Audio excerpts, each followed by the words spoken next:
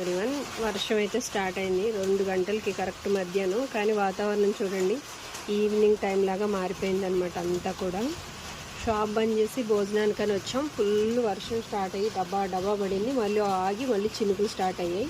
అలాగే సరే అని చెప్పి టీ పెట్టుకుంటున్నాం స్ట్రాంగ్గా. కొంచెం ఒక టీ తాగుదాం. నేను టీలోకి అయితే అసలు పంచదార వాడను. బెల్లం పౌడర్ ఆర్గానిక్ది మా షాప్లోనే ఉంటుంది. అసలు పంచదార అనేది పూర్తిగా అవాయిడ్ చేసేసాము. ఎవరైనా వస్తే మట్టుకి మళ్ళీ అలవాటు లేని వాళ్ళకి మాత్రమే వేస్తున్నాము.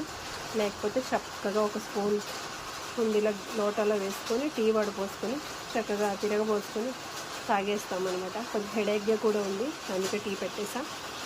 వర్షం అయితే ఇంకా కొంచెం జోరు అయిపోయింది. అబ్బా నాకైతే ఫుల్ హెడేక్ జ్వరం ఉండే ఈరోజు.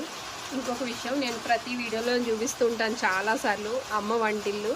ఇది మా అబ్బాయి నాకు ఇచ్చేసి 3-4 ఇయర్స్ అవుతుంది. కానీ వంటింట్లో ప్రతిసారి ఇది నాకు ఒక బ్యూటిఫుల్ మెమరీ అన్నట్లు.